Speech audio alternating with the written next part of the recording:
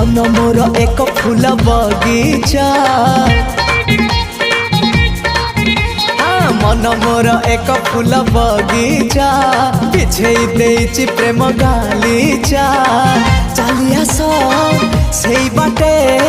खोजुछि मु साथी गोटे